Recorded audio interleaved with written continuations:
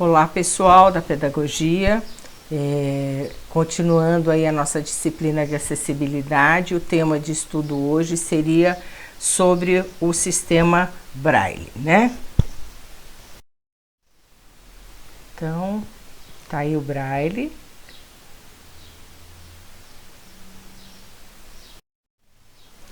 Então, o que seria o Braille?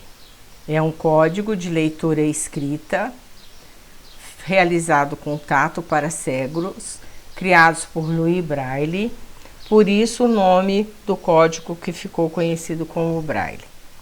O curso de Braille mostrará a história desse sistema, seu alfabeto e algumas leis no Brasil que mostram a obrigatoriedade das convenções Braille no país e o acesso à leitura e escrita para os deficientes visuais.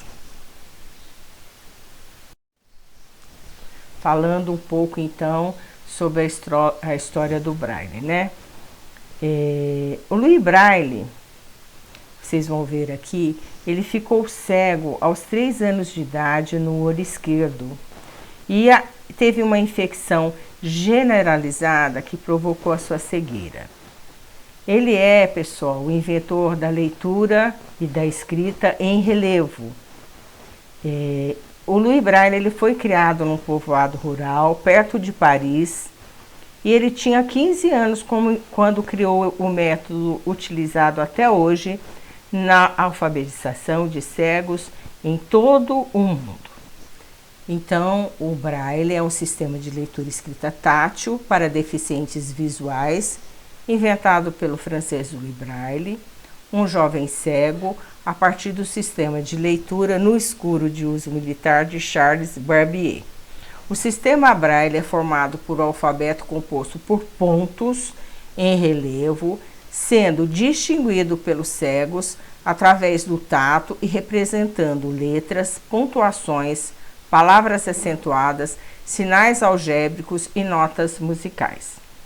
O sistema Braille, pessoal, ele usa 6 pontos em relevos dispostos em 2 colunas, formando assim 63 símbolos diferentes que são usados em leitura nos mais variados idiomas, na simbologia matemática e científica, na música, na informática.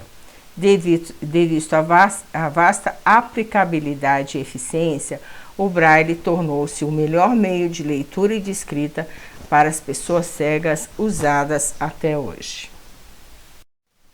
Então está aí, pessoal, tá? Cada letrinha do alfabeto, ela terá ali os pontos em alto relevo.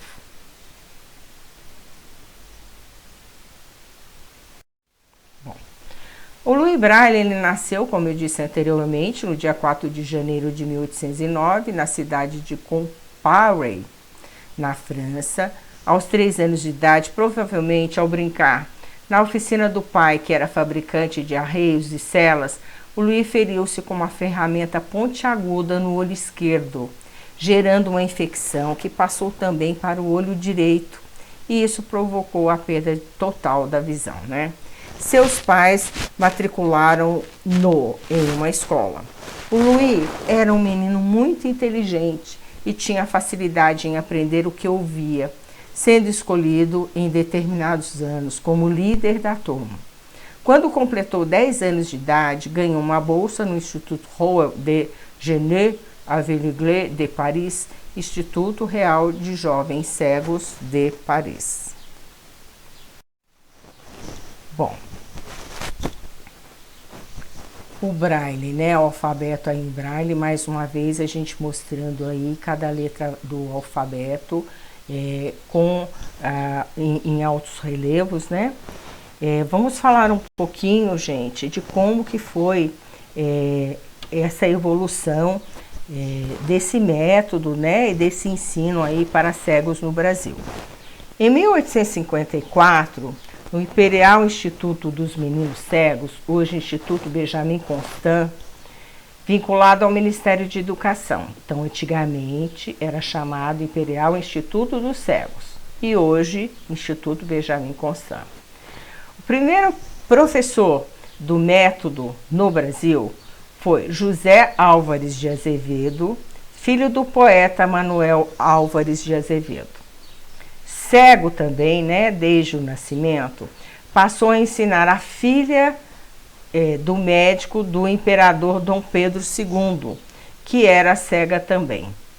Logo depois, o Educandário para Cegos foi criado, o Instituto dos Meninos Cegos, que, em 1891, passou a se chamar IBC, é a escola de cegos mais antiga da América Latina. O segundo centro especial para cegos no Brasil é o Instituto São Rafael de BH, criado em 1920. Somente em 1949 ocorreu a inserção dos cegos na escola regular. O Instituto Brasileiro de Cegos, né, IBC, é a matriz da educação especial no Brasil. E em 1954 foi criado, né, o ano da universalização do sistema Braille. Lembrando aqui que o Braille é um sistema de escrito utilizado para garantir às pessoas cegas ou com baixa visão que elas possam ler. Então, gente, nós vamos falar um pouquinho aí no mundo, né? A gente tem o Valentin Roux, ele foi fundador do Instituto Royal de Genève, Avenida de Paris, criou um método para ensinar os cegos a ler. Esse método consistia em fazer letras grandes gravadas em alto relevo em um papel grosso, método rudimentar, mas foi importante por servir como base para os desenvolvimentos posteriores. Através desse sistema, as crianças aprenderam a ler, só que não podiam escrever, pois a gravação era feita com letras costuradas no papel. Apesar de esse sistema ser muito lento e nada prático, o Louis aprendeu a ler as grandes letras em alto relevo nos livros da biblioteca do Instituto.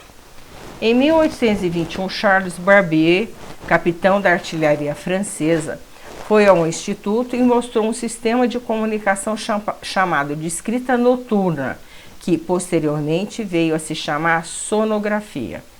Consistia em um método de comunicação através do tato, que usava pontos em relevos colocados em um retângulo com 2 pontos de largura por 6 de altura e ela era aplicado no campo de batalha, devido à necessidade de ler mensagens sem usar a luz, que poderia mostrar posições, sendo possível assim obter e trocar informações de forma sigilosa. O sistema de leitura no escuro baseava-se numa tabela com 36 quadrados, sendo que cada quadrado representava um som da linguagem humana. Esse método foi introduzido no Instituto e Louis Braille dedicou-se a ele, efetuando algumas mudanças, né? Então, vamos ver aqui. Então, gente, aqui seria, né, a maneira que o Rê tentou trabalhar aí, né? Com essa comunicação aí através do tato, o Barbier, e depois a gente tem aqui o sistema Braille. Bom, nos 2 anos seguintes, Louis procurou simplificar o método, que desenvolveu um sistema eficiente baseado numa célula de 2 pontos de largura por 3 de altura. Esse sistema é o mais simples que o sistema Barbier e é composto por 6 pontos, sendo incluído anotação numérica e musical. O Louis Braille terminou seu método em 1824 e publicou-o em 1829. Esse método de comunicação para cegos, que hoje tem o nome de Braille em homenagem ao seu criador, é usado até hoje, permanecendo basicamente o mesmo, com a exceção de algumas melhorias. O Louis Braille teve tuberculose e morreu em 6 de janeiro de 1852. 2 anos depois, o Código Braille foi adotado oficialmente no Instituto, depois na Europa e na América. Bom, o alfabeto em Braille, né? Antes da gente falar sobre o alfabeto, retomando aqui, né? Então, o que seria o método Braille, Então, seria um código formado por sinais em relevo que possibilitam a escrita de pessoas com deficiência visual parcial ou total. Como faz para aprender a ler o Braille, né? A gente pode ter hoje cursos online gratuitos, cursos presenciais, enfim, para aprender o alfabeto em Braille, que é o alfabeto tátil que veremos aí. No Brasil, estima-se 6,5 milhões de pessoas com algum tipo de deficiência visual.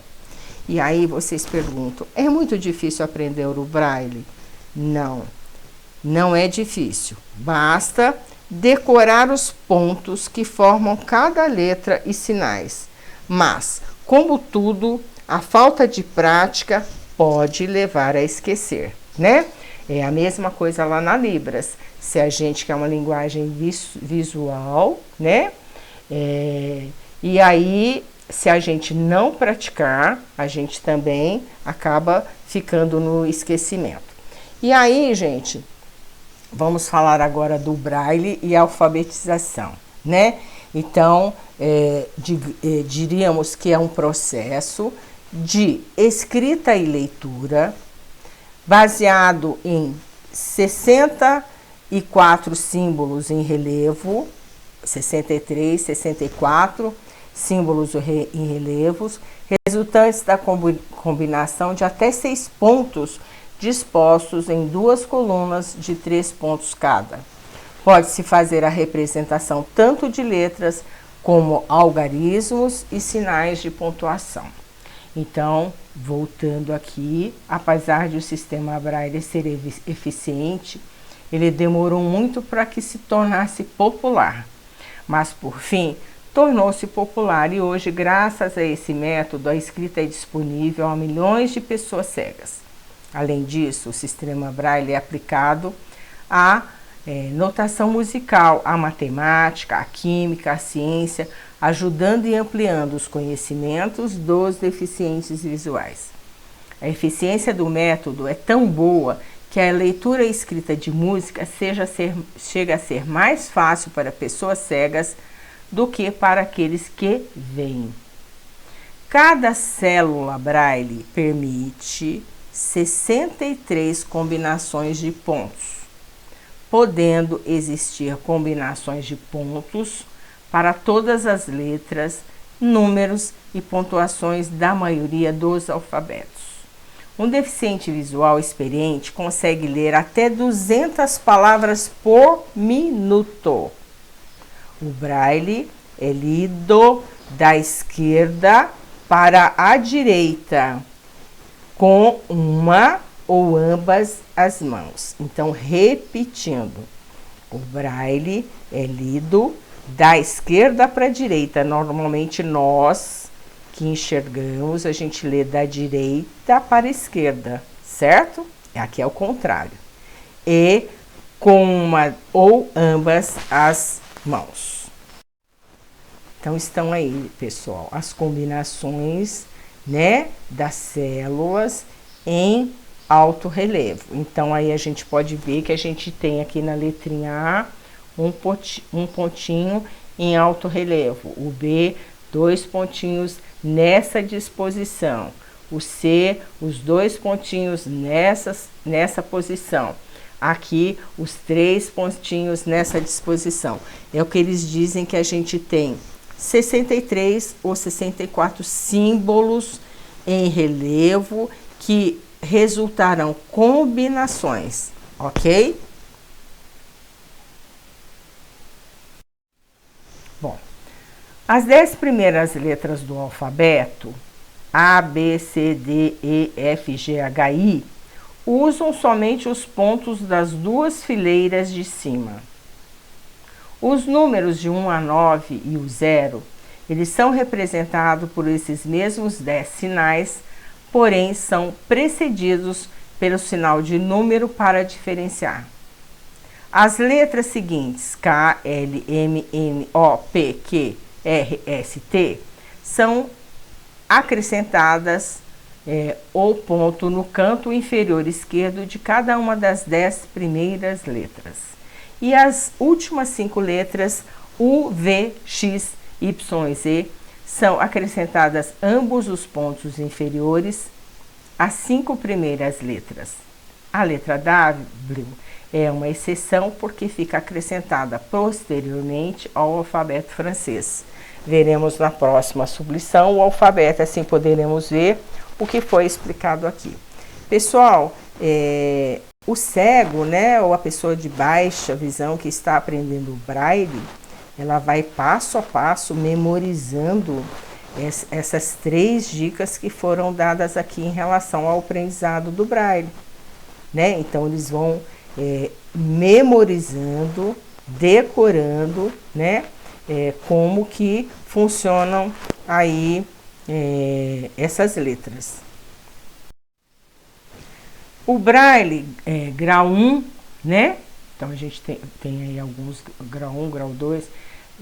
A gente usa somente os sinais que representam o alfabeto, a pontuação, os números e alguns sinais especiais. Como há menos sinais para memorizar, é o grau mais fácil de aprender, porém é o mais lento para ser transcrito e lido, e a impressão acabada é mais volumosa. Aí a gente tem o braille grau 2. Ele usa muitas contrações e abreviaturas, como por exemplo o sinal N. Isolado significa a palavra não. Devido a esse uso de contrações e abreviaturas, o tempo para transcrever e ler é bastante reduzido e o tamanho do volume acabado é menor, porém é mais difícil de aprender, já que é preciso memorizar 63 sinais diferentes e aprender as regras necessárias para saber quando cada sinal pode ser usado ou não. Hoje em dia, esse é o grau mais comum do braille. Então, lá no braille, no grau 1, pessoal, ele é mais extenso, né? E na hora de ser transcrito, ele é mais volumoso, porque a gente não tem abreviação nem símbolos que significam algumas palavras. E no grau 2 a gente já tem, né, abreviaturas e na hora de ler ele é mais reduzido, mas ele é o mais difícil de ser memorizado, ok? Bom, o grau 3 é o mais abreviado de todos e é usado especialmente na língua inglesa. Existem muitas contrações e abreviaturas para memorizar e muitas regras difíceis para aprender. Além disso, é usado em anotações científicas e em outras matérias muito técnicas. Esse grau não é usado com frequência, tá? Então aqui a gente tem lá letras e números, né? Para vocês darem uma olhada aí.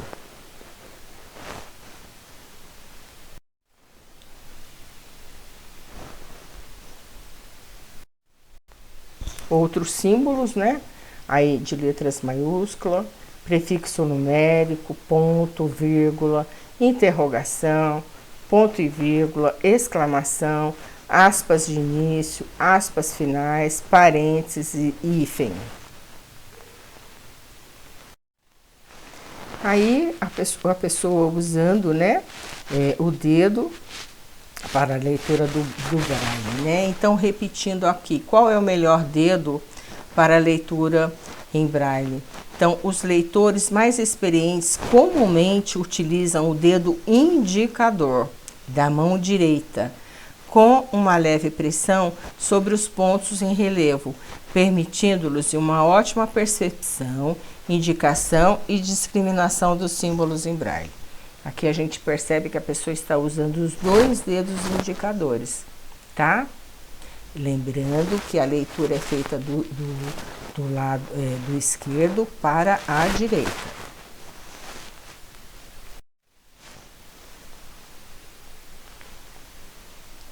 Leitura, usando uma mão. E aí, pessoal, nós temos aqui 2 datas importantes, né? que são comemoradas? O Dia Nacional do Braille, então aqui no Brasil é comemorado dia 8 de abril, e Mundial é comemorado no dia 4 de janeiro.